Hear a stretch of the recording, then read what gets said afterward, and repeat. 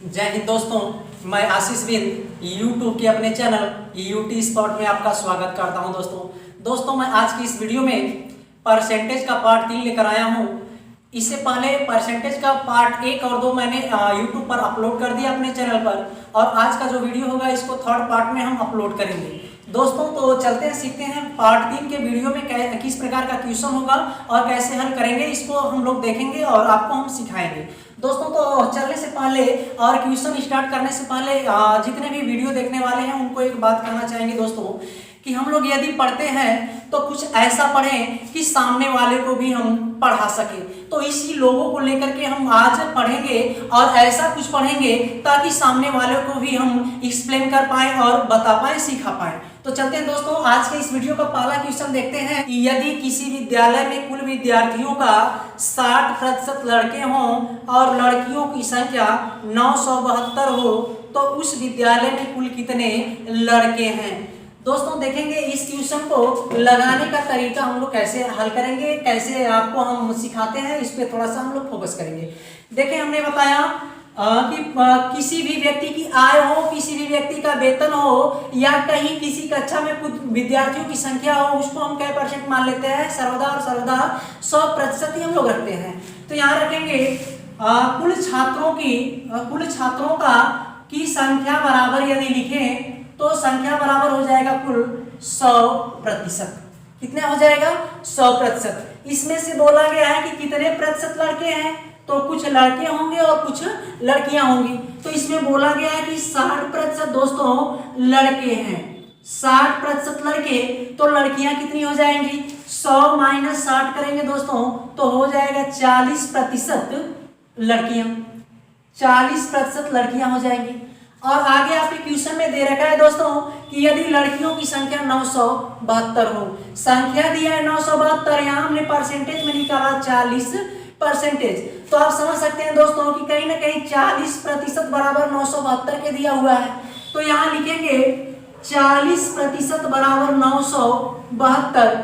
तो आप चाहें दोस्तों 40% बराबर 972, तो टोटल विद्यार्थियों की संख्या निकाल सकते हैं 100%। हमको देखेंगे कि क्वेश्चन में पूछा क्या गया है। यदि पूरे विद्यार्थियों की संख्या पूछेगा तो हम लोग 100% निकालेंगे। यदि लड़कियों की संख्या पूछा है, लड़कों की संख्या पूछा है, तो केवल और केवल 60% का मान निकाल लेंगे। आपको दोस्तों दिया गया है कि लड़कों की संख्या ज्ञात कीजिए, तो यहाँ लड़कों की संख्या 60% है, तो हम 60% का मान निकाल लेंगे। 1% बराबर हो जाएगा 972 बटा में 40, तो 60% बराबर दोस्तों क्या होगा, 60% हो बराबर निकालेंगे तो यहाँ से पूरे क्या करेंगे, 60 करेंगे। इसको कटाएंगे दोस्तों, 0 से 0 कटवा लेंगे। यहाँ से 3 दूना के 6 होगा और 2 दूना के 4 होगा। यहाँ से 2 से कटाएंगे, 2 चौके 8 होगा, फिर 2 अट्ठे 16 हो जाएगा, 2 चौका 8, 2 अट्ठे 16, और उसके बाद एक बचेगा 2 छके 12, और कितना बचेगा, गुणते 3। यहाँ से गुणा कर लेंगे दोस्तों, 3 छक 18 होगा, और 8 3 का 24, 1 25 होगा, और 4 3 के 12 2 14 होगा। दोस्तों आपका 60% का मान कितना आएगा, 1458, जो कि यही आपका आंसर हो जाएगा।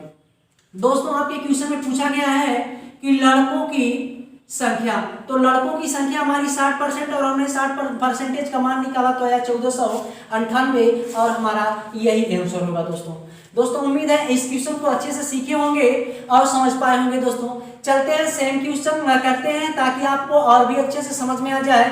तो अगला क्वेश्चन देखते हैं जो कि अपने स्क्रीन पर होगा। दोस्तों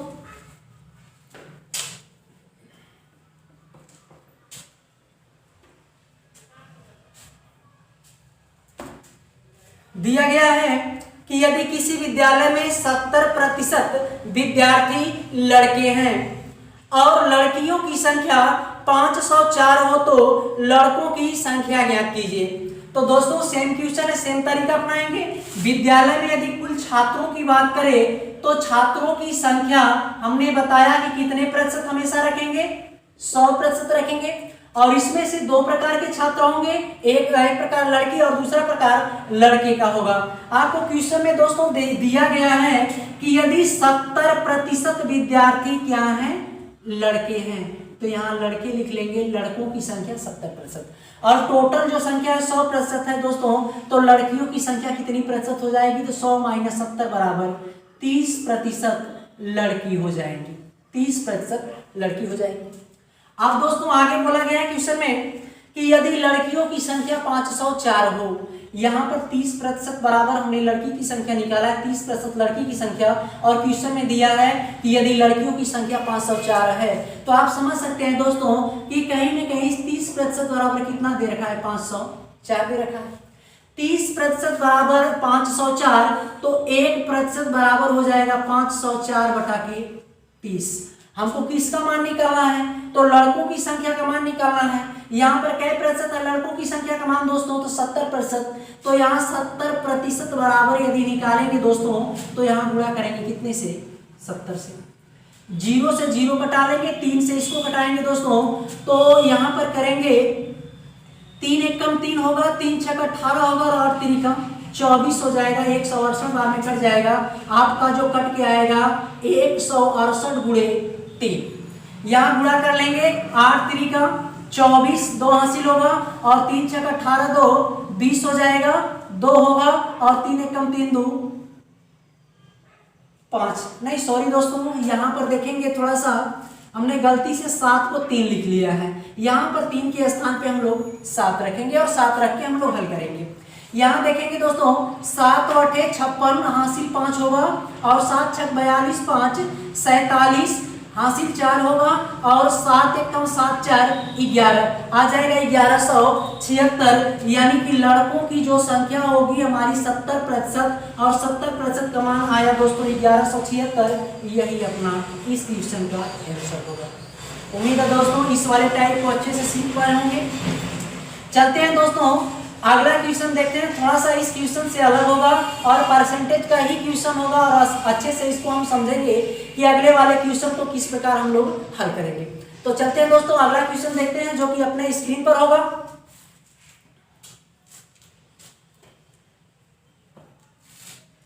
दिया गया है राम अपनी पूरी आय का 30% भोजन पर खर्च करता है तथा 35% शिक्षा पर खर्च करता है। यदि उसकी पूरी आय 10,000 रुपए हो तो राम की बचत क्या थी।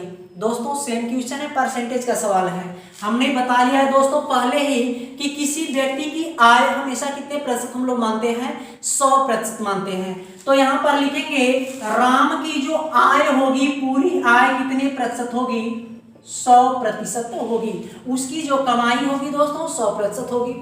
इसमें से बोला है कितना खर्च करता है, तो खर्च 2 बार में किया है। तो यहाँ पर हम लोग लिख लेंगे उसका खर्च जो होगा 30% कहाँ पर खर्च किया है, 30% भोजन पर खर्च किया है। उसके बाद दूसरे बार में किया है 35% शिक्षा पर खर्च कर देता है। अब दोस्तों देखें कोई व्यक्ति है वह कमाता है 100%, 30% भोजन पर खर्च करता है, उसके बाद 35% बचा लेता है और नहीं 35% शिक्षा पर खर्च कर देता है। तो कुल यदि हम लोग खर्च की बात करें तो कुल खर्च 30 और 35 मिलके कितना हो जाएगा, 65% कुल खर्च हो जाएगा उसका। अब दोस्तों कोई व्यक्ति यदि 100 रुपया कमाता है उसमें से 65 रुपया खर्च कर देता है तो आप बता ही सकते हैं उनकी उसकी जो बचत होगी कितना होगी, तो 35 रुपए की होगी।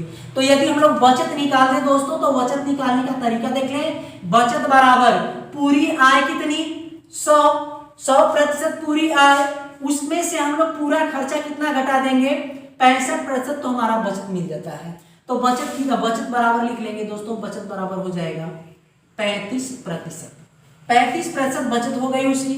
अब बोला गया है दोस्तों कि यदि उस राम की पूरी जो आय है, पूरी आय बताया कितना है, तो यहां पर लिख लेंगे पूरी जो आय था 10,000 रुपए था। अब देखिए 100% बराबर कितना है, 10,000, तो हमको 35% का मान निकाल के उत्तर बता देना है। तो यहां लिखेंगे 100% बराबर 10,000 रुपए, तो 35% बराबर क्या होगा, तो 10,000 गुणे 35 और बटा के कितना 100। 2 जीरो से 2 जीरो यहाँ पर कटा देंगे, 35 से 100 से गुणा करेंगे दोस्तों तो आ जाएगा 3500 रुपए। यही आपके क्वेश्चन का आंसर हो जाएगा दोस्तों। हम लोग को दिया है, देखेंगे पहले क्या दिया है पूरी आय दे रखा है कि उसकी बचत दे रखा है। तो यहाँ पर हमको राम की पूरी आय 10,000 दे रखा है और हमने मान लिया कि उसकी पूरी आय 100% थी, तो 100% बराबर 10,000 रुपए। तो यहाँ हमने लिखा 100% बराबर 10,000 रुपए। उसके बचत की बात किया है दोस्तों, तो उसकी बचत है 35%, बचत होगी 35%, तो 35% का मान निकाल देंगे दोस्तों, आ जाएगा 3500 रुपया। उम्मीद है दोस्तों इस क्वेश्चन को अच्छे से सीखे होंगे। चलते हैं सेम टाइप का क्वेश्चन अच्छे से समझने के लिए एक क्वेश्चन और देख लेते हैं। अगला क्वेश्चन आपके स्क्रीन पर है दोस्तों।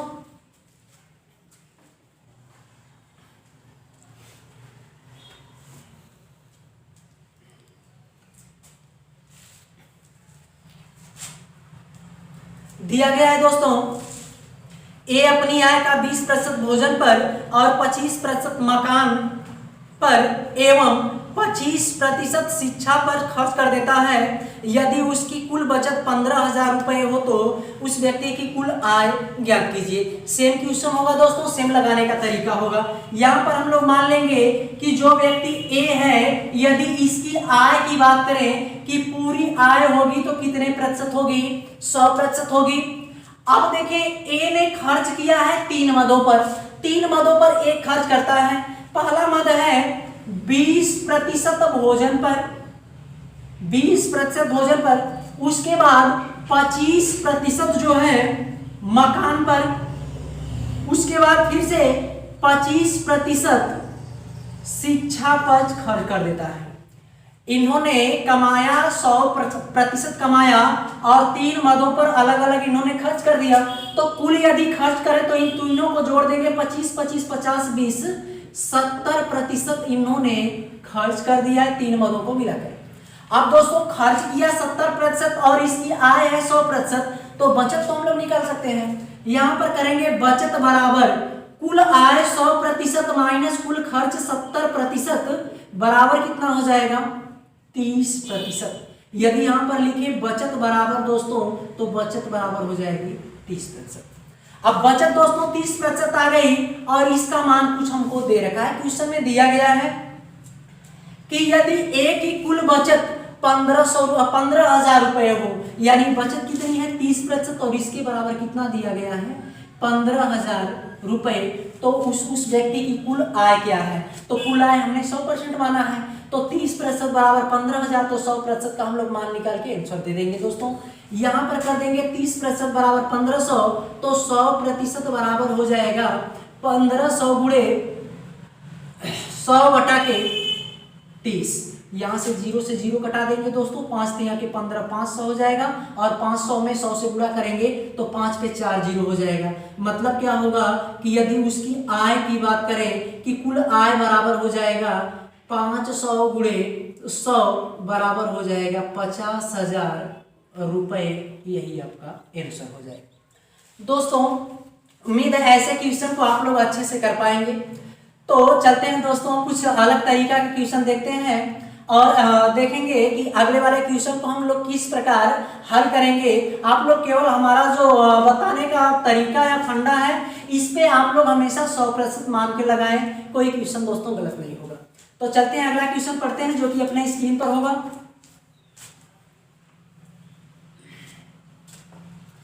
दिया गया है दोस्तों, गोपाल अपनी मासिक आय का 30% भोजन पर खर्च करता है, शेष का 40% परिवहन पर खर्च करता है, उसके बाद शेष का 50% बचाता है। यदि उसकी कुल मासिक आय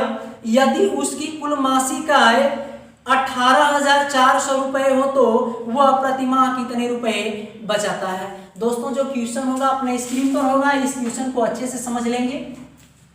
यहां पर देखते हैं दोस्तों, पहले ही दे दिया है गोपाल की जो आय है वह कितने रुपए है, तो इतना है 18,400 रुपए इस गोपाल की पूरी आय है।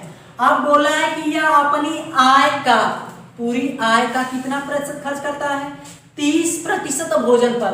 तो हम पहले ही इसकी आय का है, तो आय लिखेंगे 18,400 और का मतलब गुणा कितना प्रतिशत खर्च कर देता है दोस्तों, तो 30% खर्च करता है। यदि 30% खर्च करता होगा तो कितने प्रतिशत बचाता होगा दोस्तों, कुल कमाई होती है 100%, 100 माइनस 30 करेंगे तो कितना बचाएगा 70% का मतलब 70/100। उसके बाद बोला गया है दोस्तों कि शेष का, अब जो 70% ये बचाया है इसका मतलब शेष का, तो इसका मतलब करेंगे गुणे कितना प्रतिशत परिवहन पर, तो 40% परिवहन पर खर्च करता है।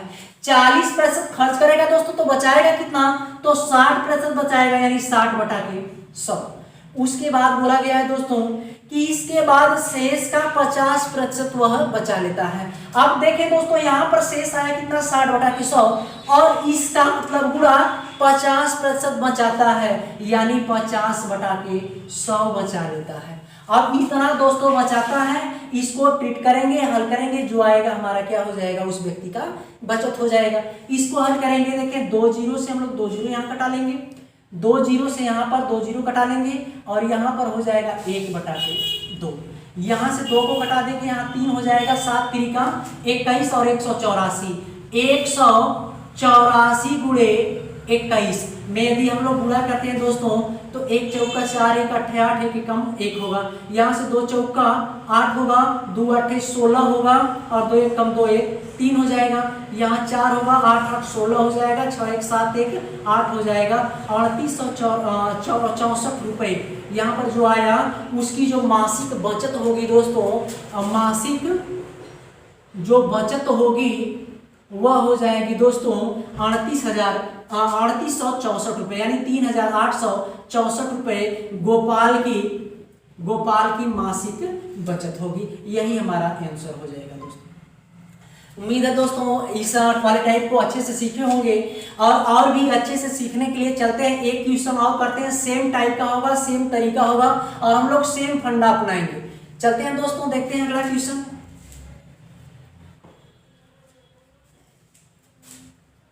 दिया गया है दोस्तों, नीलम किसी लड़की का नाम है दोस्तों, अपनी कुल आय का 20% मकान के किराए पर तथा शेष का 70% घरेलू मदों पर खर्च करती है। यदि वह अभी 3600 रुपये 3600 रुपये की बचत करती है तो उसकी कुल आय कितनी थी। तो चलते हैं दोस्तों, इस क्वेश्चन को लगाने का तरीका देखते हैं। लड़की का नाम है नीलम।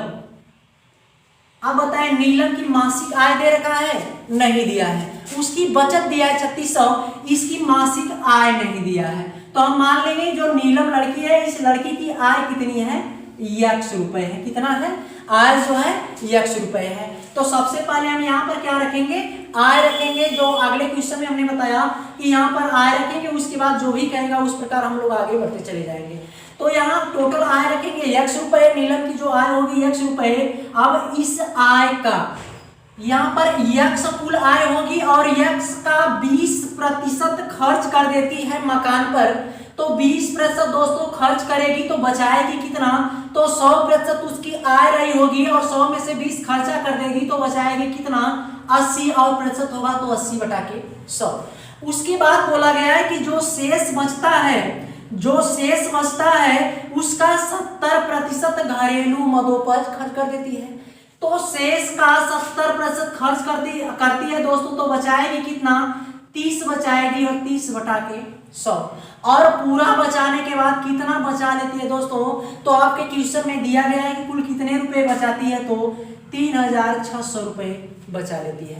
इतना हमने मान लिया कि उसकी आय थी, 80% पहले खर्च किया मकान पे और दूसरे में नहीं 20% मकान में खर्च किया तो 80% बचाई। अब जो बचा उसका 70% दोस्तों घरेलू मदों पर खर्च किया तो 30% बचाएगी और कुल बचाने के बाद लास्ट में उसके पास कितना धन बच जाता है, तो 3600 रुपया बच जाता है और इसी को हम लोग फिक्स करेंगे, हमारा आंसर मिल जाएगा दोस्तों।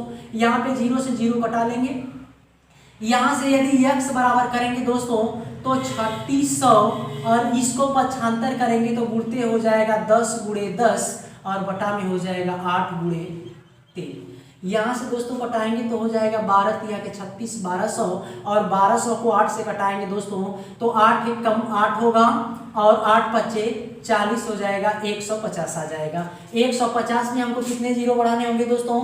2 जीरो बढ़ाने होंगे, यानी 150 गुणते 10 गुणते 10 बराबर हो जाएगा 150 पे 2 जीरो, इतना आपका आंसर हो जाएगा। यदि नीलम की आय की बात करें, नीलम की आय कितना आया? 1500 रुपए, और यहाँ हमारा x बराबर आया 1500 रुपए, और नीलम की आय हमने कितने रुपए माना है? x रुपए। तो हम लोग आंसर देंगे कि उस लड़की जो नीलम है उसकी आय होगी वह कितनी होगी?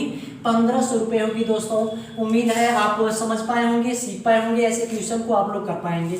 दोस्तों एक बात का ध्यान देंगे, ऐसे क्वेश्चन में यदि खर्च अलग अलग दिया हो, किसी व्यक्ति की आय दे रखा हो, यदि बीच में और की बात करेगा तो जितने खर्च होंगे प्रतिशत वाले सब प्रतिशत को आपस में हम लोग जोड़ लेते हैं। यदि शेष की बात करेगा, बीच बीच में जितने प्रतिशत खर्च करवाया रहेगा, यदि बीच में शेष की बात करेगा तो शेष की बात करता है दोस्तों, तो इस प्रकार हम लोग ऐसे क्वेश्चनों को हल करते हैं। टोटल आय मान लेंगे और पहले 20% खर्च करता है तो बचाएगा कितना? 80% बचाएगा। फिर 70% खर्च करती है तो 30% बचाएगी, 30/100। यहाँ पर बीच में गुणे करते रहेंगे, हमारा आंसर बन जाएगा। तो दोस्तों उम्मीद है आज की जो वीडियो होगी, जितने भी वीडियो के क्वेश्चन रहे होंगे आपको अच्छे से समझ में आए होंगे। तो दोस्तों आज के लिए बस इतना सा ही, मिलेंगे अगले वीडियो में, तब तक के लिए जय हिंद दोस्तों।